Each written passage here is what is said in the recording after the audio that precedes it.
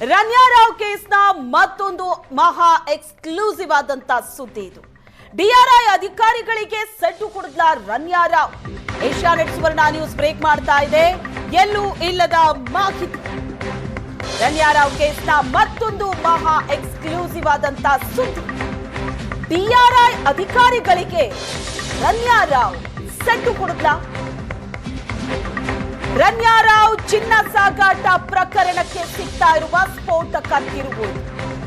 ದುಬೈನಿಂದ ಚಿನ್ನ ತಂದಿಲ್ಲ, ಗೋಲ್ಡ್ ಸ್ಮಗ್ಲಿಂಗ್ ಬಗ್ಗೆ ನನಗೆ ಗೊತ್ತೇ. ಇದು ರನ್ಯಾ ಈಗ ಹೇಳ್ತಾ ಇರೋ ಮೂಲಕ ಡಿಆರ್ಐ ಅಧಿಕಾರಿಗಳಿಗೆ ರನ್ಯಾರಾವ್ ಸೆಡ್ಡು ಕೊಡದ್ಲ.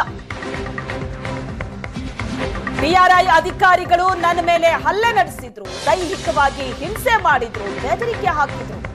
ಡಿಆರ್ಐ ಅಧಿಕಾರಿಗಳ ವಿರುದ್ಧ ನಟಿ ರನ್ಯಾ ಗಂಭೀರ ಆರೋಪ ಮಾಡ್ತಾ ಇದ್ದ. ಜೈಲಿನಿಂದಲೇ ಡಿಆರ್ಐ ಎಡಿಜಿಪಿಗೆ ನಟಿ ರನ್ಯಾರಾವ್ ಪತ್ರ ಬರೆದಿದ್ದಾಳೆ. ಆ ಪತ್ರದಲ್ಲಿ ಆಕೆ ಹೇಳಿರೋದು, ಡಿಆರ್ಐ ಅಧಿಕಾರಿಗಳು ನನ್ನ ವಿರುದ್ಧ ಸುಳ್ಳು ಪ್ರಕರಣವನ್ನ ದಾಖಲಿಸಿದ್ದಾರೆ. ದುಬೈನಿಂದ 14 ಕೆಜಿ ಚಿನ್ನ ತಂದಿದ್ದೀನಿ ಅಂತ ಸುಳ್ಳು ಆರೋಪ ಮಾಡಿದ್ದಾರೆ. ಜೈಲು ಅಧೀಕ್ಷಕರ ಮೂಲಕ ಡಿಆರ್ಐ ಎಡಿಜಿಪಿಗೆ ರನ್ಯಾ ಪತ್ರ ಬರೆದಿದ್ದಾಳೆ. ನಾನು ಅಮಾಯಕಳು, ಚಿನ್ನ ಸಾಗಣೆ ಬಗ್ಗೆ ನನಗೆ ಗೊತ್ತೇ ಇಲ್ಲ. ಏರ್ಪೋರ್ಟ್ ನಲ್ಲಿ ನನಗೆ ವಿವರಣೆ ಕೊಡೋದಕ್ಕೆ ಅವಕಾಶವನ್ನೇ ಕೊಟ್ಟಿಲ್ಲ. ಡಿಆರ್ಐ ಅಧಿಕಾರಿಗಳು ವಿಮಾನದಲ್ಲೇ ನನ್ನನ್ನ ಅರೆಸ್ಟ್ ಮಾಡಿದ್ರು. ನನ್ನನ್ನ ಬಂಧಿಸಿ ಕೋರ್ಟ್ಗೆ ಹಾಜರುಪಡಿಸೋ ತನಕ ನನ್ನ ಮೇಲೆ ಹಲ್ಲೆ ಆಗಿದೆ. 10-15 ಬಾರಿ ನನ್ನ ಕೆನ್ನೆಗೆ ಹೊಡೆದಿದ್ದಾರೆ ಅಂತ ರನ್ಯಾ ಆರೋಪ ಮಾಡಿದ್ದಾಳೆ. ಹಲ್ಲೆ ಮಾಡಿ ಸಿದ್ಧಪಡಿಸಿದ್ದ ಹೇಳಿಕೆಗೆ ನನ್ನ ಕೈಯಲ್ಲಿ ಸೈನ್ ಹಾಕಿಸಿದ್ದಾರೆ ಅನ್ನೋದು ಈಕೆ ಮಾಡ್ತಾ ಇರೋ ಆರೋಪ. ಪತ್ರದ ಮುಖಾಂತರ ಡಿಆರ್ಐ ಎಡಿಜಿಪಿಗೆ ಈಕೆ ಈ ಮಾತನ್ನ ಹೇಳಿದಾಳೆ. ಡಿಆರ್ಐ ಎಡಿಜಿಪಿಗೆ ರನ್ಯಾ ಬರೆದಂತ ಪತ್ರದ ಪ್ರತಿಯನ್ನ ನೋಡ್ತಾ ಇದ್ರಿ ನೀವು ಏಷ್ಯಾನೆಟ್ ಸುವರ್ಣ ನ್ಯೂಸ್ ನಲ್ಲಿ ಎಕ್ಸ್ಕ್ಲೂಸಿವ್ ಆಗಿ.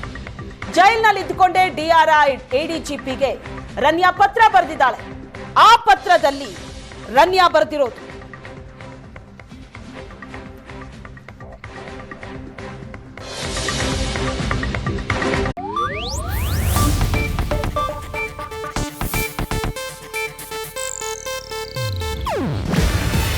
ಇದು ಏಷ್ಯಾನೆಟ್ ನ್ಯೂಸ್ ನೆಟ್ವರ್ಕ್ ಪ್ರಸ್ತುತಿ.